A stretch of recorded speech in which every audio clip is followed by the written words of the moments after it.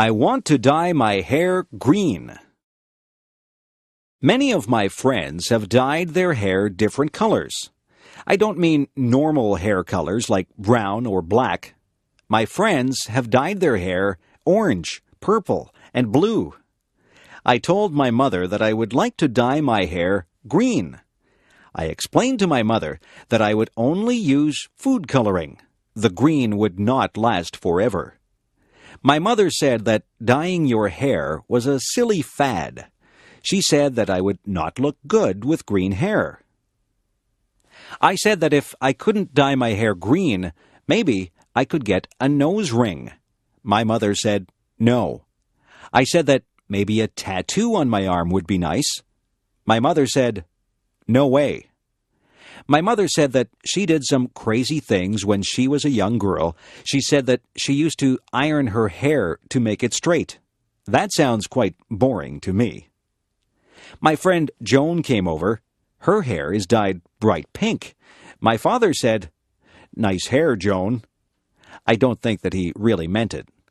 My mother says that when I am an adult, I can dye my hair whatever crazy color I like, but for now, she would like me to leave my hair its natural color. I tried to tell her that all my friends were doing it. My mother asked, if all your friends were jumping off a cliff, would you do it too? I said, no. I think I'll have to wait to have green hair, but maybe by the time I'm old enough to dye my hair green, I won't want it that color. My mother says that fads change all the time. One day, something might be popular, and the next day it's not in style at all. I'll just have to live without green hair for now.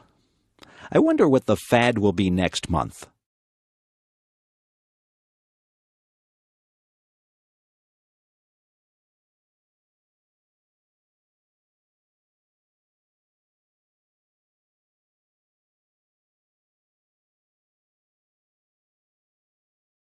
Why do people dislike other people? Some people don't like other people just because they look different. I think that is silly. I don't think that it is fair to judge someone by the way they look. Some people look very nice, but they are mean or cruel. Some people look very ordinary, but they are incredibly nice. I remember when I was in grade 1. I saw a girl across the room. She had a mean look on her face. I thought to myself that she was probably not a very nice person. I stayed away from her and played with the other children. Then we had to play a game, and the teacher said that she would pick partners for us. The teacher picked the girl with the mean face as my partner. I didn't think that the game would be much fun at all with a partner who seemed as mean as that girl. I walked up to her and said hello. The girl's face changed. She smiled at me, and she began to talk to me. Her mean face disappeared.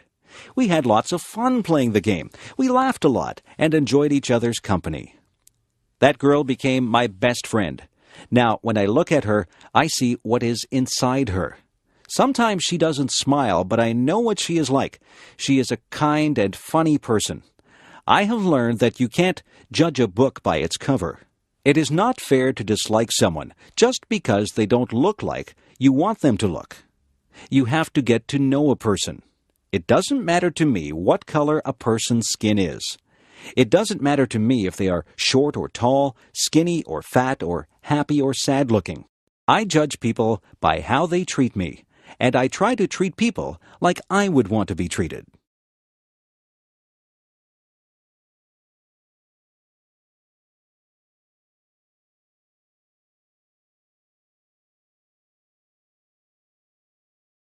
The birthday gift.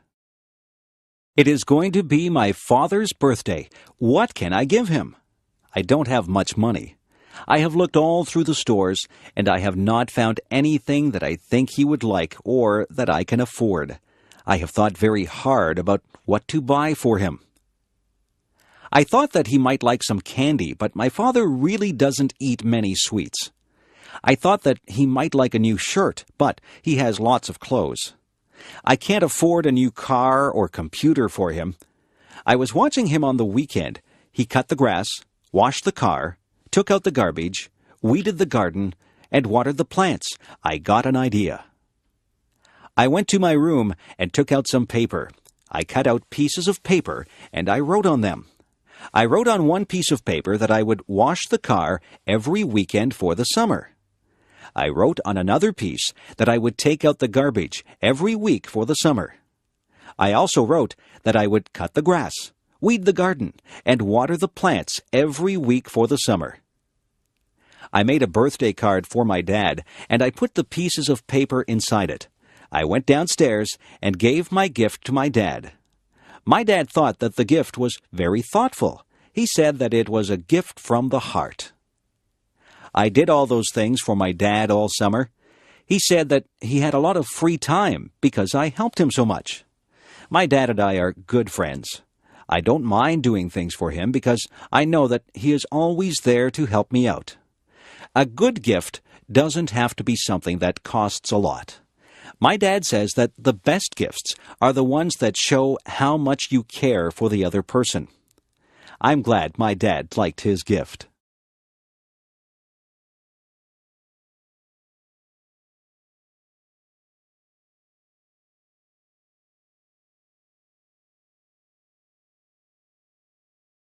New Year's Day. On New Year's Day, people start a new year. Many people make resolutions. They resolve to be better people. Some people decide that they will lose weight so that they can be healthier. Some people decide to give up smoking. They also want to be healthier. There are all kinds of resolutions that people make. Some people try not to lose their tempers. Some people say that they will work harder.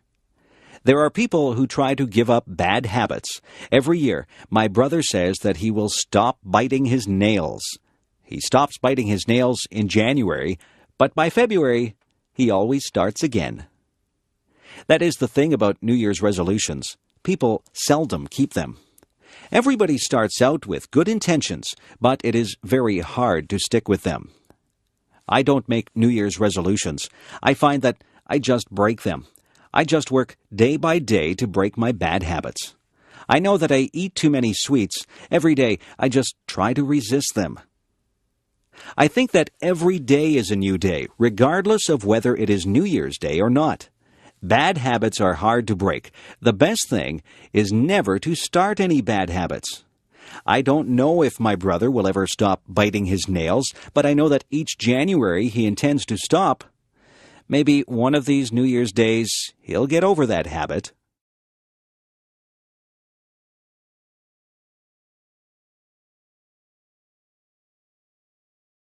If I could fly. I sometimes imagine what it would be like if I could fly like a bird.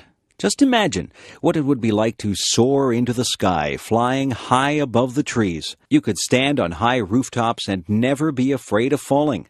You would see so many things as you flew over rooftops and forests. You would feel incredibly free as you traveled from place to place, not bothered by road signs or traffic jams. If I could fly like a bird, I would start from my backyard and travel through town. I would look down on the houses and factories. When I got tired, I would land in a field and take a nap. I would travel above rivers and follow them as they wound along and emptied into lakes and oceans. I would fly above parks, and I would call out to the children as I flew high above them. I would dip and dive as I flew. I would soar up high and dive down low so that I could almost touch the treetops. Have you ever flown? I know that you can't fly like a bird, but you might have taken an airplane ride. When you're in an airplane, you pass through clouds. It is exciting to take an airplane ride. I love taking airplane flights. I like to look down at the earth. When you're up that high, everything below you looks tiny. That's the closest I'll get to flying like a bird. But I can still use my imagination and spread my wings and soar high above the world just like a bird.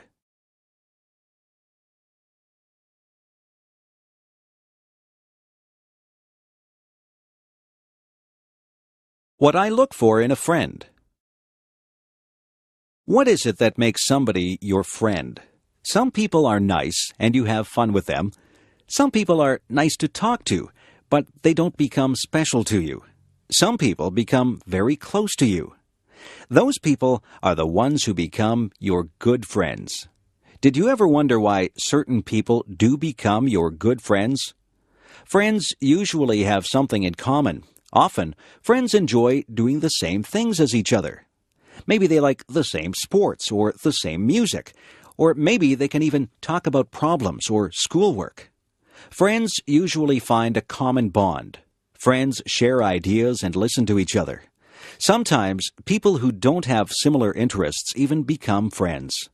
You can learn a lot from a person who likes different things than you. The most important thing about friends is that they must communicate with each other. A good friend is a person who takes the time to listen to the other person. One of the most important things that I think a friend should have is a sense of humor. I like to laugh with my friends. I like to feel comfortable around my friends. It is nice to be able to talk and laugh with people who have similar interests. It is nice to share things with people and learn about their interests. You become a better person if you are able to learn things from others. Life is a journey. On that journey, you meet many people. Some of those people will change your life. You have to choose your friends with care. A good friend is worth more than all the gold in the world. A good friend will make your journey through life more pleasant. Make friends along the way, and the path through life will be very rewarding.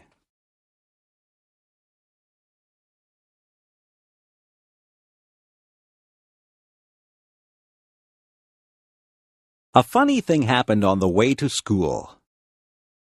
Last Friday it was very windy. I was walking down the street with my friend John. We were having a difficult time walking against the wind. The wind was pushing against us, and we felt the force of it pressing against us. We even had a hard time breathing. We were walking slowly. We watched the leaves as they danced and twirled in the wind. We watched a plastic bag as it flew by us. We saw a little boy whose baseball cap flew right off his head. His cap flew along the sidewalk, and he had to chase it.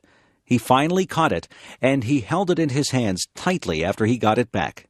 The trees were swaying frantically. Their branches swished and waved in the wild wind. John and I were hit by flying bits of paper and leaves. We laughed when a garbage can lid rolled along and hit John in the leg. We saw another garbage can rolling along the road as if it was alive. Everything was moving because of the wind. Then the funniest thing happened. I wasn't paying any attention, and a paper bag came flying up the street toward us. It hit me right in the face and covered my whole face. At first, I didn't know what had happened. I was blinded. I couldn't see where I was going. I stopped and held out my hands. When I stopped, the bag fell off my face. I looked at John. He was laughing very hard. He was laughing so hard that tears were rolling down his cheeks. He said that I looked very funny with the brown paper bag stuck to my face. I started to laugh too. We laughed about it all the way to school.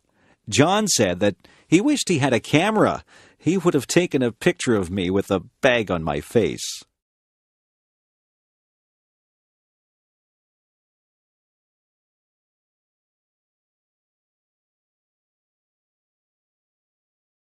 Advice. Sometimes my mother gives me advice. She tells me to save my money for a rainy day. She says that I should eat my vegetables if I want to be strong when I grow up. She says that you reap what you sow. I didn't know what that one meant, so I asked her. She said that if you are good to people, they will be good to you. If you do bad things, then bad things will come back to you. My mother is always giving me advice. She says that a penny saved is a penny earned. I am still thinking about that one. Some of these things are difficult to understand. My mother is very wise. She says that she has learned from her mistakes. She tells me that she would like me not to make mistakes, but she says that everyone does make mistakes. The important thing is that we learn from our mistakes. My mother says that nobody is perfect. My mother tells my sister that time is precious. My sister wastes time, and my mother doesn't like that. My mother tells me to be true to myself. She says that I should not follow the crowd. I should listen to my own conscience and do what I think is right. She says that it doesn't matter if you fail at something. The important thing is that you try. If you've done your best, then that is all that matters. I listen to my mother. I think she gives very good advice. My mother has a lot of common sense. I hope I am as wise as she is when I have children of my own. Sometimes I wish that she would not give me so much advice. I think that I know what I'm doing. But in the end, I always remember what she has said, and I try to live by the standards that she has set for me. Take the advice that your parents give you. They only have your best interests at heart.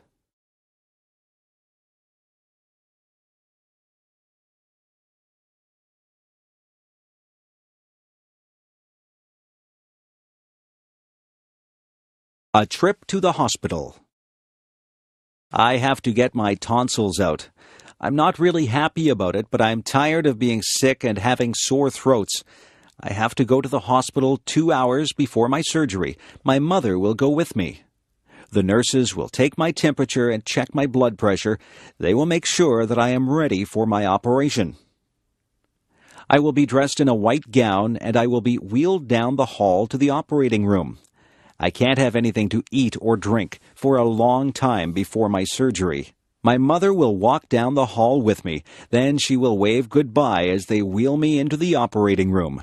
The doctor and the nurses will be busy in the operating room. They will be getting ready to perform my surgery. The doctor will say hello to me and tell me that he is going to put me to sleep. He will put something into my arm. He will tell me to count backwards from 10. I think that I will only say 10, 9, and then I will be fast asleep. I won't be awake for the surgery. When I wake up, I will be surprised that the surgery is over. My throat will hurt and I probably won't feel very good. My mother will be there with me. The nurses will give me a drink and try to make me comfortable. I won't be in the hospital overnight. I will go home later in the day. My parents will have to make sure that I have a lot to drink. I can't eat any hard foods or they will hurt my throat. I will sleep a lot because I will not feel very well for a couple of days.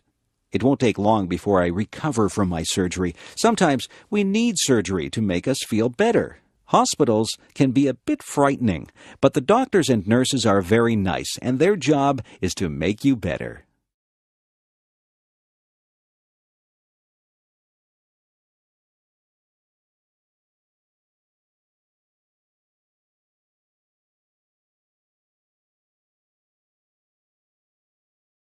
What my cat did. One day I was sitting in a chair drinking a cup of tea. My cat came into the room and sat on my lap. She was quite content, and she sat there purring. My cat likes to drink water, and sometimes she drinks milk. I would never give her tea to drink. Cats just don't drink tea. We were sitting there quietly when suddenly my cat stood up. She was looking at something on the floor. She crouched down low and got ready to pounce. I saw what she was looking at. It was a huge centipede. I think that centipedes are ugly. They have many legs and they move very fast. I would hate to have one crawl over me. My cat jumped to the floor and she ran over to the centipede. She was incredibly fast. I was surprised that she caught the centipede. She put her paw on it, and then she reached down and ate the centipede. The centipede must not have tasted very good. My cat got a funny look on her face, and she looked like she was trying to get a bad taste out of her mouth. I was thinking that I would be sick if I ate a centipede. My cat looked at me and jumped back up in my chair. She stuck her face in my teacup and took a big drink of tea. I was shocked. I had never seen a cat drink tea before. I think that the centipede must have tasted so bad that my cat just needed something to wash the taste out of her mouth. Guess what? I didn't finish my tea. I threw it out and washed out the cup. My cat has never had a drink of tea since that day. She has also never eaten another centipede. If a centipede walks by, She just pretends that she doesn't see it.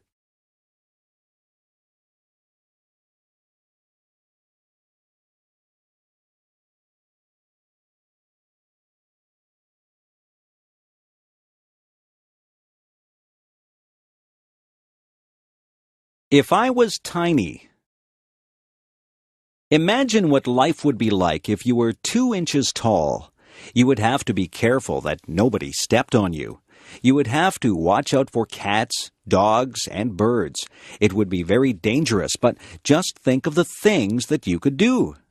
You could live in a dollhouse or even a shoebox. You could use a bottle cap for a plate. You would have to wear doll's clothes. A stamp would make a lovely picture to hang on your wall. You could hide in a mouse hole or a drawer. You wouldn't need much food. You could probably live comfortably on the crumbs that people would leave on the table. A thimble would make a good cup. If you went outside, the grass would seem like a jungle. An insect would be huge and frightening. A puddle would seem to be an ocean. You could cross the puddle in a paper cup and use a spoon for an oar.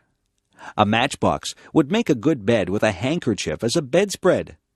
You'd brush your hair with a toothbrush, but you'd never find anything small enough to brush your teeth with. You could take a ride on the back of a mouse. You wouldn't find any books that were small enough to read, but you might read the back of a pill bottle. You could ride in a toy car and have a soup bowl for a swimming pool. A leaf could be your umbrella, and a mitten would make a great sleeping bag. If you used your imagination, you could think up something to use for almost all your purposes. Being small might be fun, but then again it would be frightening. I'd be afraid of my pet cat. I wouldn't want a book to fall on me. I would be afraid of being swept away by a big gust of wind. I think I'd rather be my size.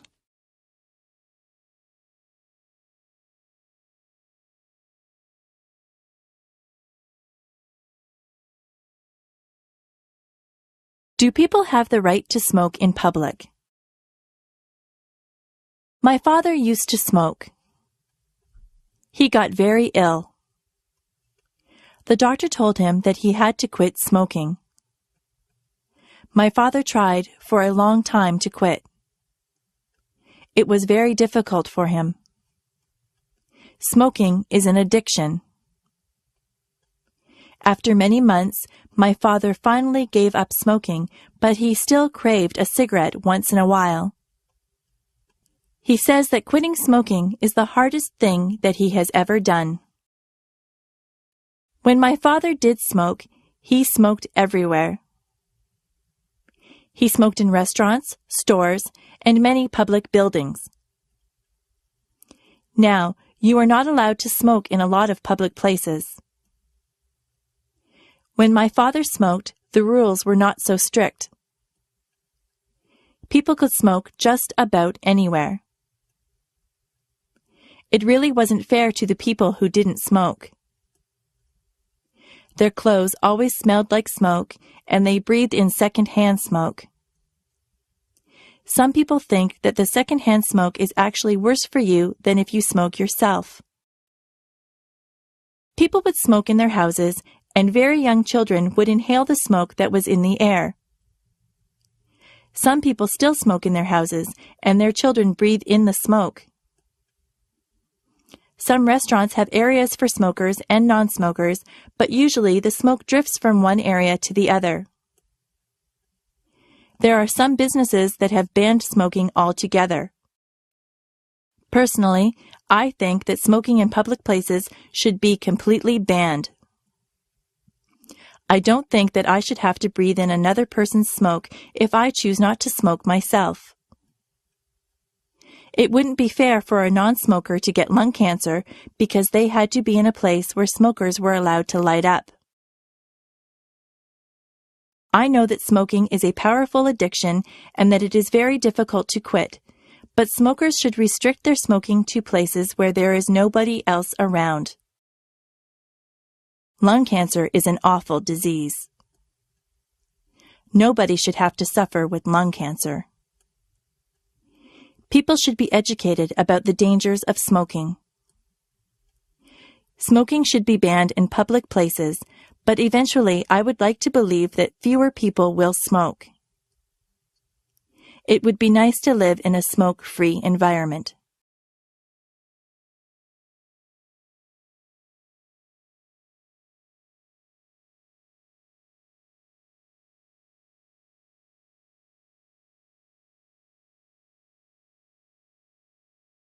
If I were a giant.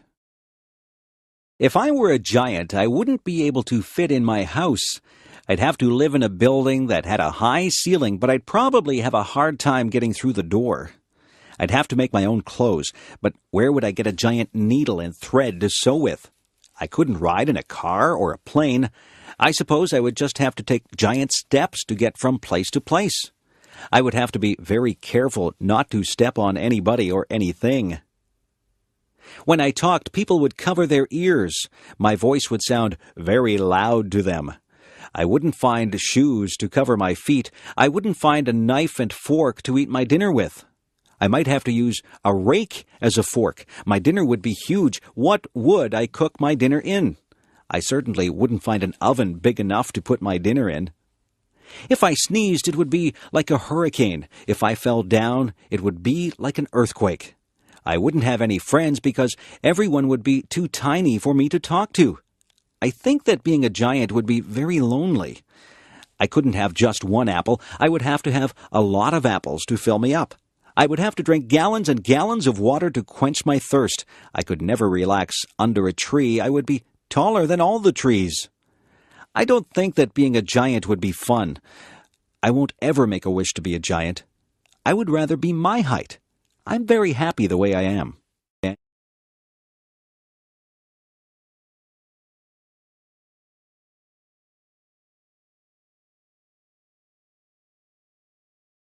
Superstitions.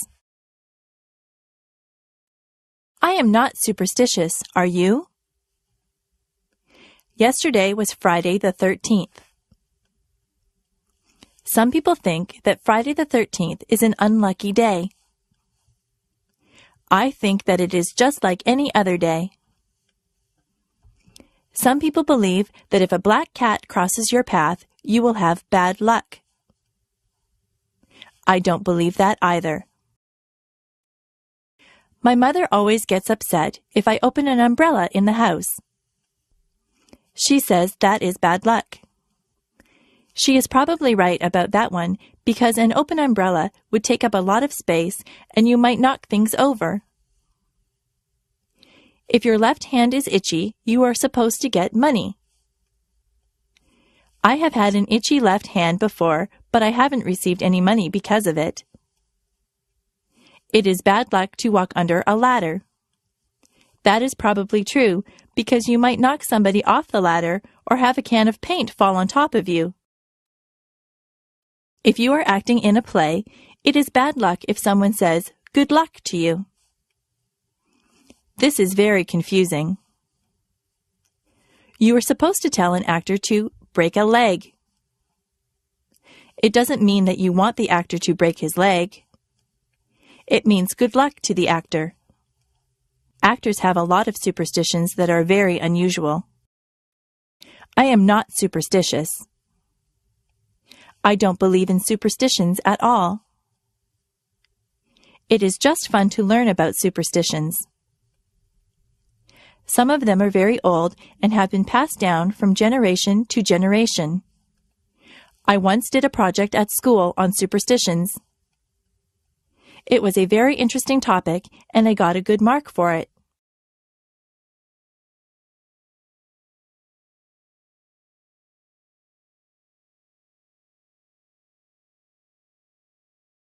My favorite bedtime story. Every night when I was little, my mother would read me a bedtime story. My favorite story was Tom's Midnight Garden. This was a story by Philippa Pierce. It was quite a long book, and it took quite a few nights for my mother to read the entire book to me.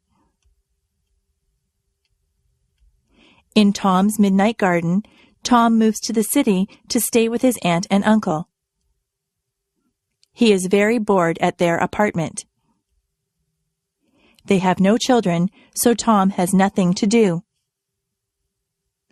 One night, the clock strikes 13 times. Tom knows that this is impossible. A clock can only strike up to 12 times. He sneaks downstairs and goes outside. When he goes outside, there is a wonderful garden that wasn't there the day before. The next day, Tom goes outside and finds there is no garden. The garden only seems to appear at night. Every night, Tom slips out to this wonderful garden and meets some people in the garden.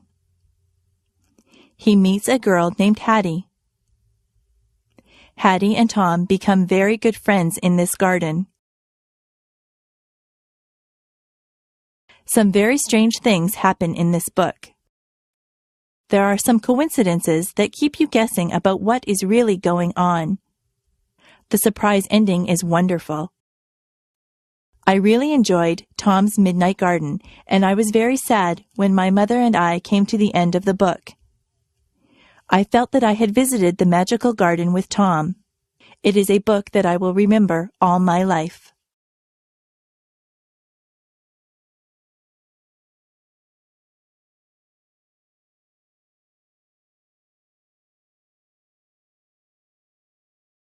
If I found a magic lamp. If I was walking down the beach one day and I happened to bump my toe on a magic lamp, I would pick it up and rub it. If it was a real magic lamp, but I don't believe that there really is a magic lamp, a genie would pop out in a cloud of smoke and he would call me Master. He would say that he would grant me 3 wishes. I would have to think very hard about those wishes because I wouldn't want to waste them. I don't think I'd want millions of dollars. Money doesn't buy happiness, or so they say. I might wish for good health because if your health isn't good, you won't be able to enjoy anything. Some people might wish for beauty, but beauty is only skin deep. Some people would wish for a mansion or a beautiful car or a big boat. I don't want any of those things. Some people would want fame. Some people would want talent. Some people would wish for happiness. That might be a good thing to wish for. Yes, maybe I'd wish for health and happiness, but what would my third wish be? I could wish for something enormous, something global. I could wish for world peace. That would be a wonderful thing if somebody could grant me that. Yes, that would probably be my third wish. It's too bad there aren't any genies inside magic lamps. I won't get my 3 wishes. I can still work toward getting my wishes. I can eat well and exercise to stay healthy. I can be involved with a lot of things and be with my friends to stay happy. I can volunteer my time to different organizations to help achieve world peace. I can do my fair share in my community to help others. That's how I can get my 3 wishes, not through a magic lamp. I can only get what I want through self-determination and hard work. That is the key to getting your wishes fulfilled.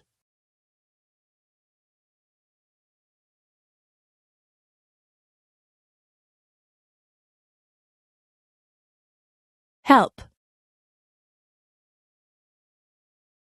Did you ever have to call for help? Were you ever in a situation that was an emergency? It is good to know what to do in case of an emergency. You should always know how to get in touch with the police and fire departments. I have read stories where very young boys or girls have called the police and saved their friends' or family members' lives because they knew just who to get a hold of. If you see a fire, you should call the fire department. A lot of tragedies have been prevented because the calls have been made quickly. It is important that emergency vehicles arrive very quickly. That is why those vehicles have sirens. When their sirens go, it means to get out of the way. Policemen, firemen, and ambulance attendants are trained to handle very difficult situations. They often save people's lives. They go through a lot of training to become good at what they do. They never panic in emergencies. For your part, you should keep emergency numbers near the phone or know what the emergency numbers are. Where I live, there is a special number that you call for any emergency. We teach that number to everyone, even very tiny children. It is important to remain calm if you need help. If you call an emergency number, you have to be able to speak clearly and tell the person you are talking to exactly what the problem is. I hope you are never in an emergency situation, but it is a good idea to be prepared.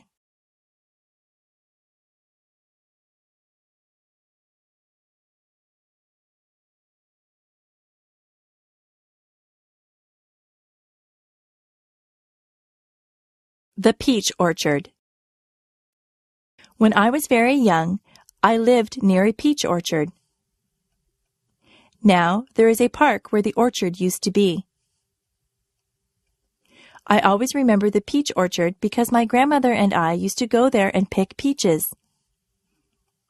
The owner of the orchard would let all the neighbors pick peaches.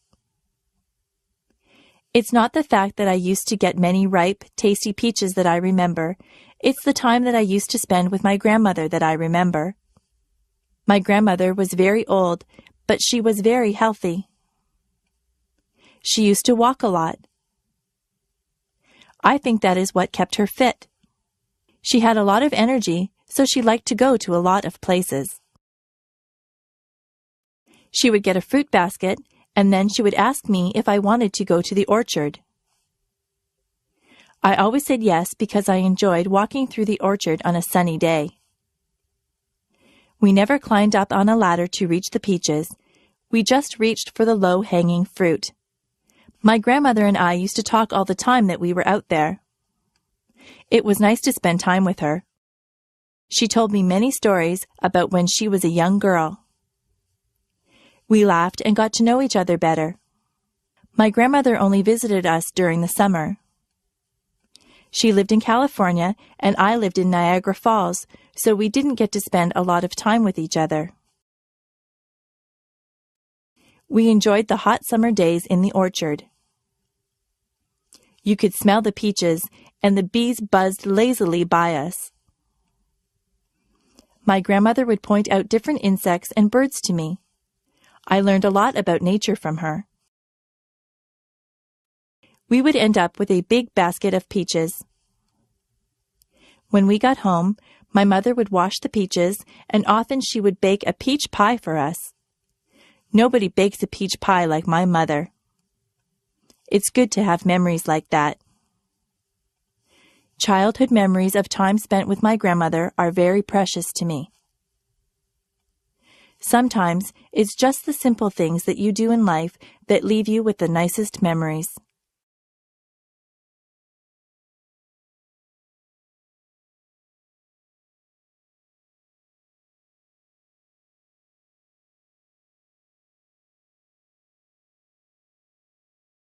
Learning to dance.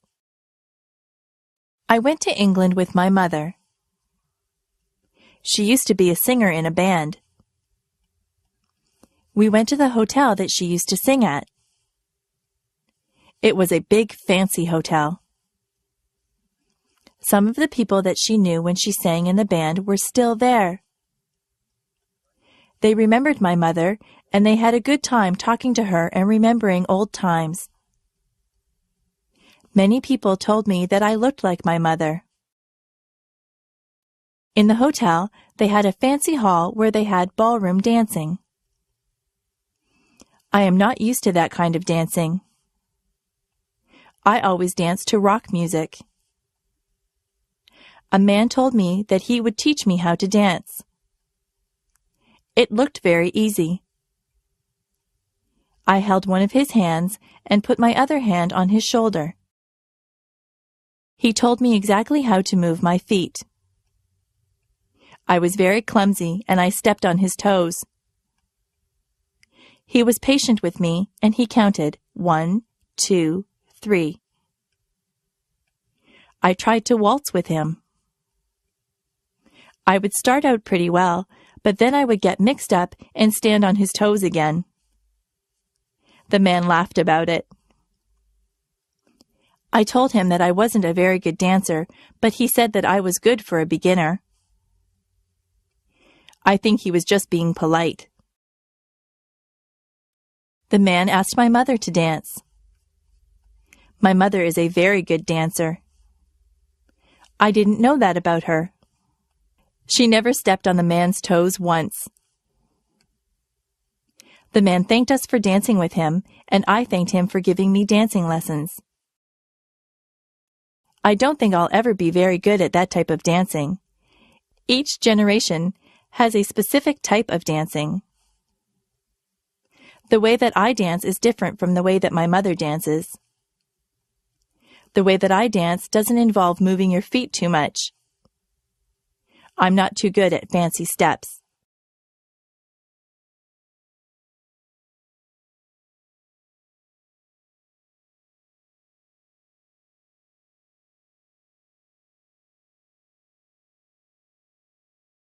Superheroes. When my brother was very young, he loved superheroes. He collected plastic figures of all the superheroes. I think he had every superhero figurine that there was. He used to tie a towel over his shoulders and run through the backyard. He pretended that he was rescuing people. One time he stood on the roof. He really thought that he could fly with his superhero cape on. He would have hurt himself if he had jumped. My dad saw him and told him to get down. My dad explained to my brother that superheroes are not real. Real people cannot fly from rooftops. My brother was disappointed. He thought that the superheroes really existed. My dad explained that most superheroes were created as comic book characters. Somebody used their imagination to make them up, and then an artist drew them. My brother was not impressed. He said that he wanted to meet the superheroes. My father told him that he might meet someone dressed up as a superhero, but it wouldn't really be a superhero in the costume. It is hard to explain to small children that the things that they see in comic books and on television aren't really real. My brother still pretends that he is a superhero. He doesn't jump from rooftops, but he runs around and makes noises like he is flying. I look at him and remember when I used to do things like that. I'm more mature than my brother. I know that superheroes aren't real, but I know that he is having fun and using his imagination.